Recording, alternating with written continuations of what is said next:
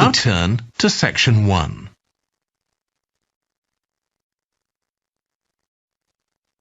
Section 1.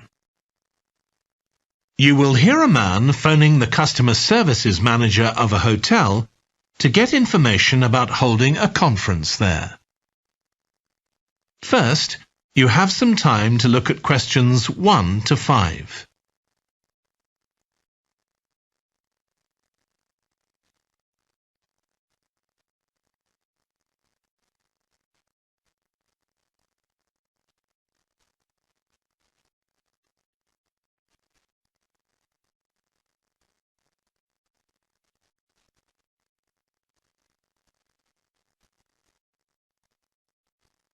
You should answer the questions as you listen, because you will not hear the recording a second time. Listen carefully and answer questions 1 to 5. Hello, Flanders Conference Hotel. Oh, hi. I wanted to ask about conference facilities at the hotel. Have I come through to the right person? You have. I'm the customer services manager.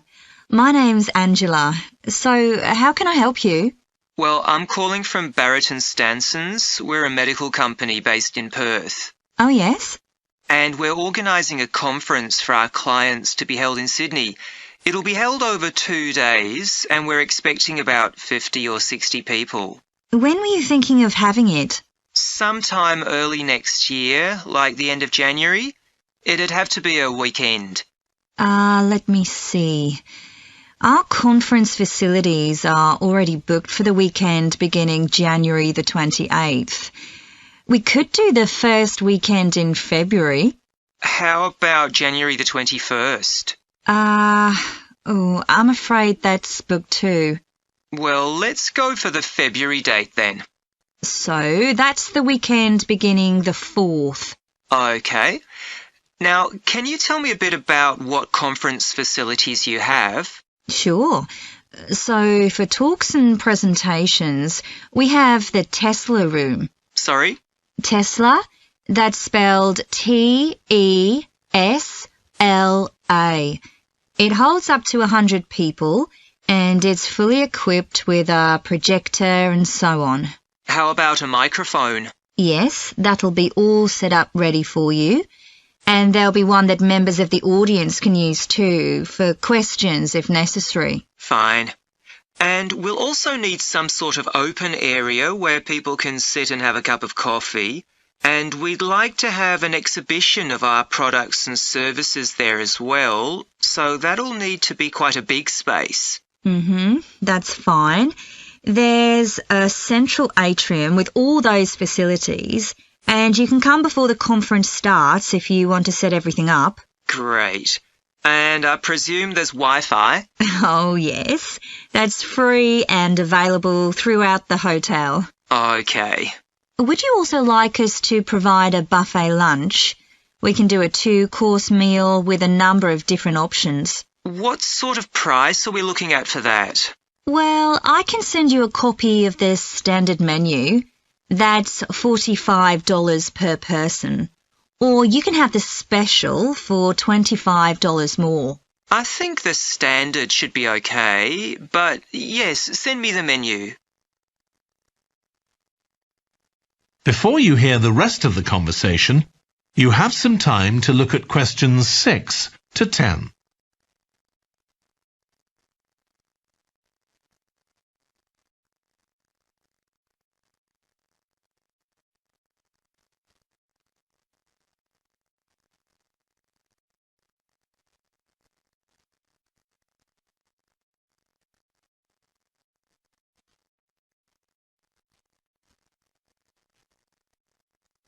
Now listen and answer questions 6 to 10.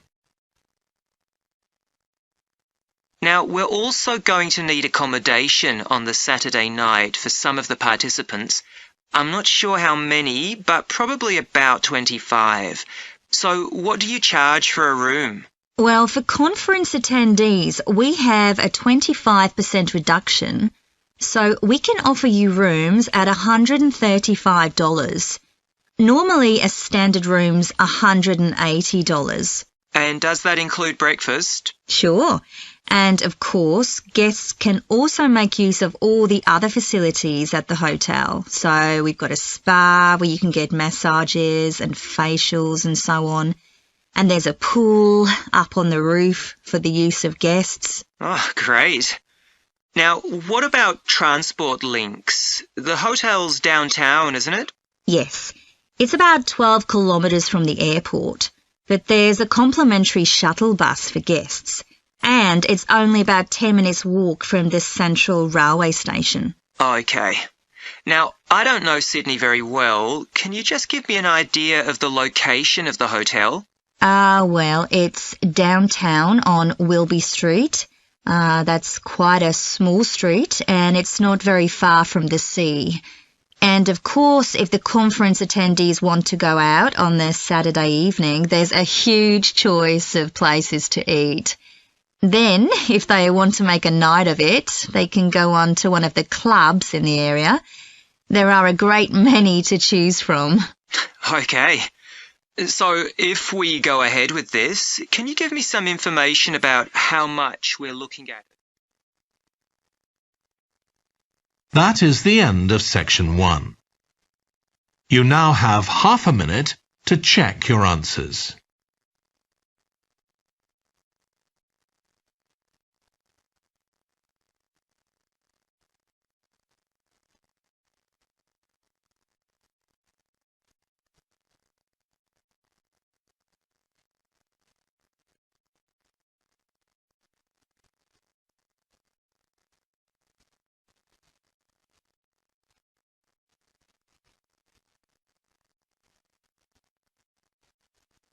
Now turn to section 2.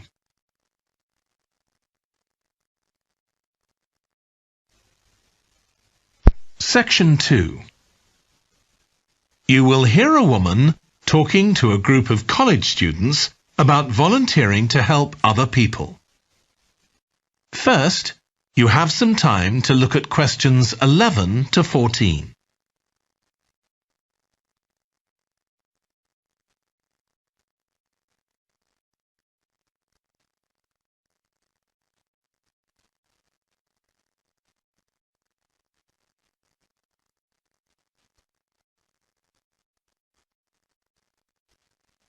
Now listen carefully and answer questions 11 to 14. Good morning. My name's Lucy Crittenden, and I'm the Director of Operations for an organisation that arranges volunteering in this part of the country. I'm hoping I can persuade one or two of you to become volunteers yourselves. Let me start by briefly explaining what we mean by volunteering. Volunteers are teenagers and adults who choose to spend some time unpaid helping other people in some way. Most volunteers devote 2 or 3 hours to this every week, while a few do much more. The people they help may have physical or behavioural difficulties, for example. Volunteers can do all sorts of things, depending on their own abilities and interests. If they're supporting a family that's struggling, for example, they may be able to give them tips on cooking, or recommend how to plan their budget, or how to shop sensibly on their income. They might even do some painting or wallpapering, perhaps alongside any members of the family who are able to do it. Or even do some babysitting, so that parents can go out for a while. The benefit from volunteering isn't only for the people being helped. Volunteers also gain from it. They're using their skills to cope with somebody's mental or physical ill health, and volunteering may be a valuable element of their CV when they're applying for jobs. Employers usually look favourably on someone who's given up time to help others. Significantly, most volunteers feel that what they're doing gives them a purpose in their lives. And in my opinion, they're lucky in that respect, as many people don't have that feeling. Before you hear the rest of the talk, you have some time to look at questions 15 to 20.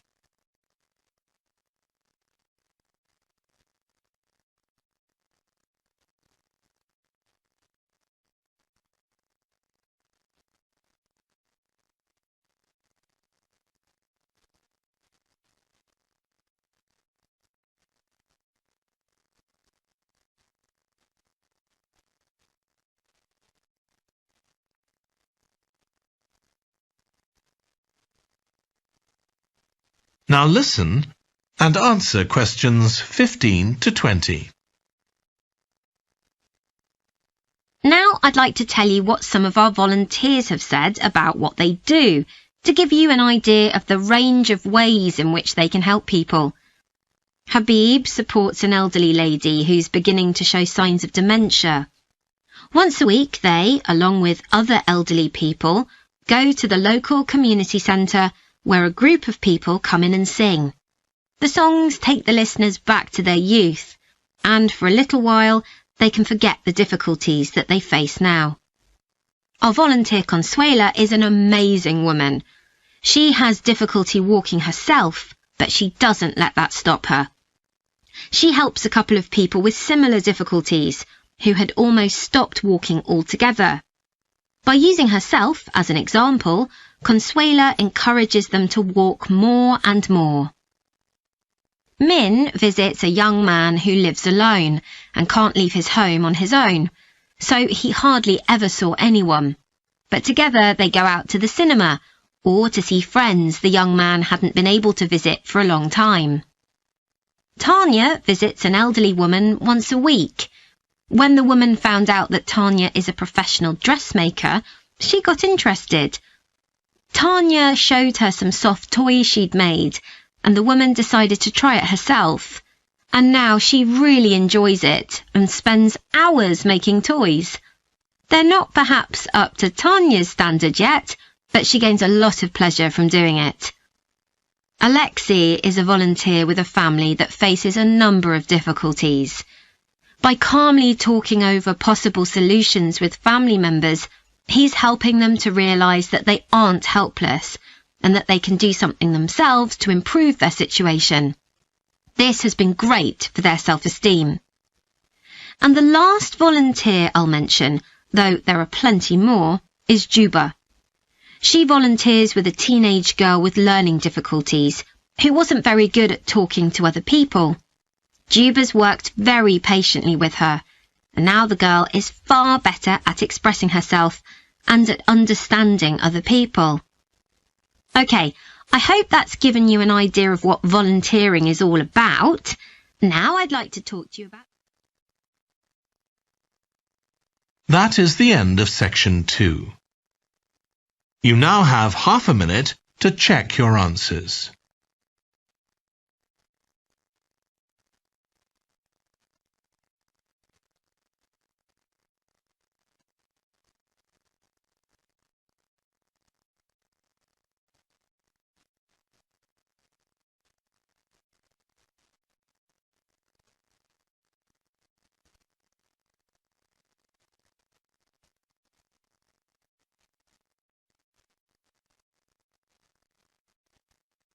Now turn to section 3.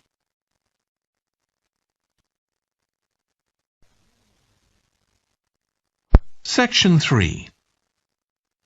You will hear a trainee music teacher called Joe talking to his supervisor about the school marching band that he has been given responsibility for. First, you have some time to look at questions 21 to 26.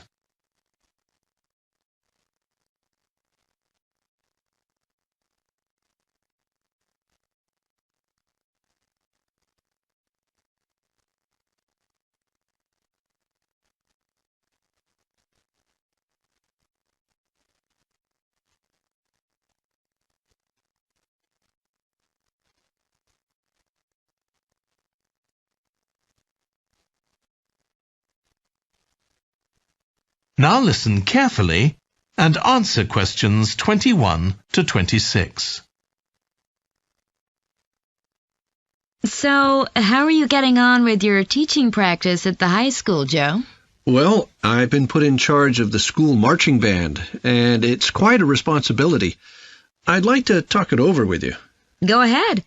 You better start by giving me a bit of background. Okay. Well, the band has students in it from all years, so they're aged 11 to 18, and there are about 50 of them altogether. It's quite a popular activity within the school.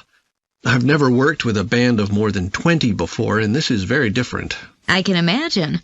They aren't really good enough to enter national band competitions, but they're in a regional one later in the term. Even if they don't win, and I don't expect them to, hopefully it'll be an incentive for them to try and improve. Yes, hopefully. Well, now the town council's organizing a carnival in the summer, and the band has been asked to perform. If you ask me, they aren't really up to it yet, and I need to get them functioning better as a band, and in a very short time. Have you been doing anything with them? Apart from practicing the music, I mean. I played a recording I came across of a drummer talking about how playing in a band had changed his life. I think it was an after-dinner speech. I thought it was pretty inspiring, because being in the band had stopped him from getting involved in crime. The students seemed to find it interesting, too. That's good. I'm planning to show them that old film from the 1940s, Strike Up the Band, and talk about it with the students. What do you think? Good idea. As it's about a school band, it might make the students realize how much they can achieve if they work together. That's what I've got in mind. I'm hoping I can take some of the band to a parade that's going to take place next month. A couple of marching bands will be performing, and the atmosphere should be quite exciting.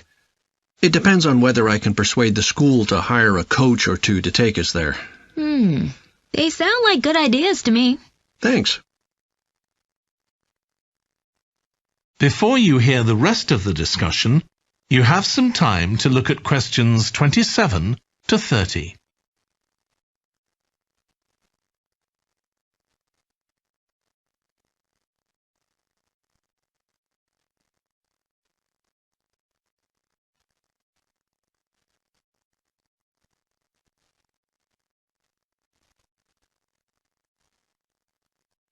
Now listen and answer questions 27 to 30.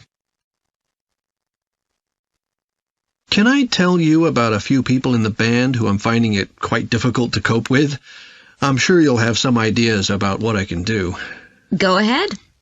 There's a flautist who says she loves playing in the band. We rehearse twice a week after school, but she's hardly ever there. Then she looks for me the next day and gives me a very plausible reason. She says she had to help her mother, or she's been ill, but to be honest, I don't believe her. Oh dear. Any more students with difficulties? Plenty. There's a trumpeter who thinks she's the best musician in the band, though she certainly isn't. She's always saying what she thinks other people should do, which makes my job pretty difficult. She sounds a bit of a nightmare. You can say that again. One of the trombonists has got an impressive sense of rhythm and could be an excellent musician, except that he has breathing difficulties, and he doesn't really have enough breath for the trombone. He'd be much better off playing percussion, for instance, but he refuses to give up, so he ends up only playing half the notes. I suppose you have to admire his determination. Maybe. One of the percussionists isn't too bad, but he never seems to interact with other people, and he always rushes off as soon as the rehearsal ends. I don't know if there are family reasons or what, but it isn't good in a band where people really need to feel they're part of a group. There are others too, but at least that gives you an idea of what I'm up against. Do you have any thoughts about what I can do, Lizzie? That is the end of section 3. You now have half a minute to check your answers.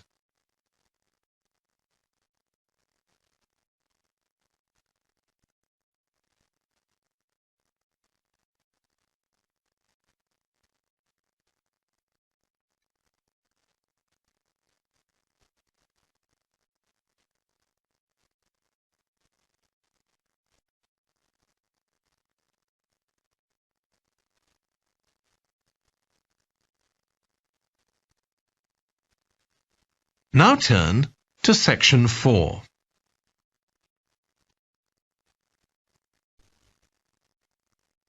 Section 4. You will hear a British University lecturer in music talking about concerts in an arts festival. First, you have some time to look at questions 31 to 40.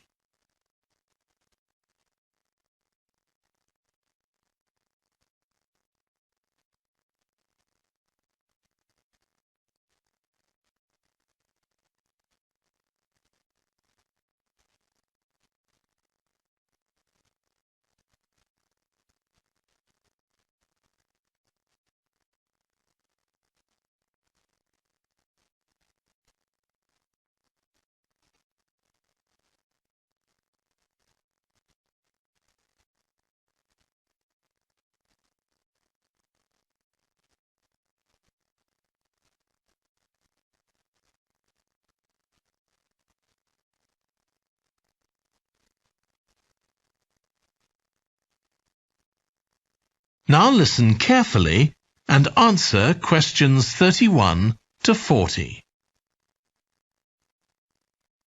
As you all know, the university is planning an arts festival for later this year, and here in the music department we've planned 3 concerts. These will be public performances, and the programme has just been finalised. The theme of the festival is links between the UK and Australia, and this is reflected in the music. Each concert will feature both British and Australian composers. I'll tell you briefly about the Australian music, as you probably won't be familiar with that. The first concert will include music by Liza Lim, who was born in Perth, Western Australia, in 1966. As a child, Lim originally learned to play the piano, like so many children, and also the violin. But when she was 11, her teachers encouraged her to start composing. She found this was her real strength, and she studied and later taught composition, both in Australia and in other countries. As a composer, she has received commissions from numerous orchestras, other performers, and festivals in several countries. Liza Lim's compositions are vibrant and full of energy, and she often explores Asian and Australian Aboriginal cultural sources, including the native instrument, the didgeridoo. This is featured in a work called The Compass. Her music is very expressive, so although it is complex, it has the power of connecting with audiences and performers alike. In the festival, we're going to give a semi-staged performance of the Oresteia. This is an opera in 7 parts, based on the trilogy of ancient Greek tragedies by Aeschylus.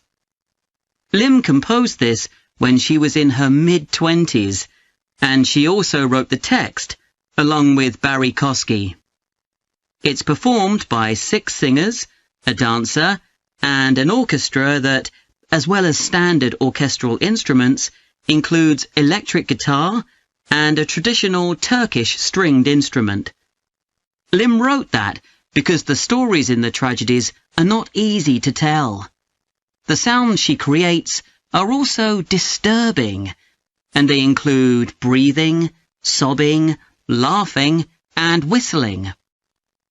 The work lasts around 75 minutes, and the rest of the concert will consist of orchestral works by the British composers Ralph Vaughan Williams and Frederick Delius.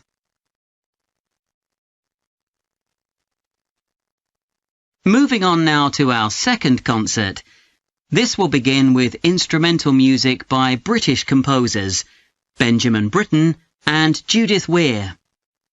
After the interval, we'll go to Australia for a piece by Ross Edwards, The Tower of Remoteness.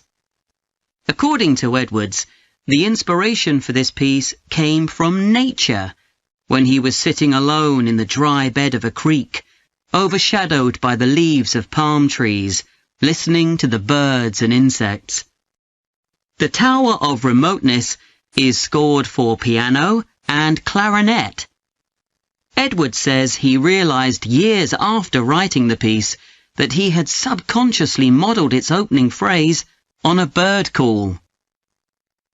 Ross Edwards was born in 1943 in Sydney, Australia, and studied at the Sydney Conservatorium of Music and the Universities of Adelaide and Sydney. He's well known in Australia, and in fact, he's one of the country's most performed composers. He's written a wide range of music, from symphonies and concertos to some composed specifically for children. Edwards's music has been described as being deeply connected to Australia, and it can be regarded as a celebration of the diversity of cultures that Australia can be proud of. The last of the three Australian composers to be represented in our festival is Carl Vine. Born in 1954, Vine, like Liza Lim, comes from Perth, Western Australia. He took up the cornet at the age of 5, switching to the piano 5 years later. However, he went to university to study physics before changing to composition. After graduating, he moved to Sydney and worked as a freelance pianist and composer. Before long, he had become prominent in Australia as a composer for dance, and in fact has written 25 scores of that type. In our third concert, Vine will be represented by his music for the flag handover ceremony of the Olympics held in 1996. This 7-minute orchestral piece was of course heard by millions of people worldwide, and we'll hear it alongside works written by British composers Edward Elgar and, more recently, Thomas Adès. That is the end of section 4. You now have half a minute to check your answers.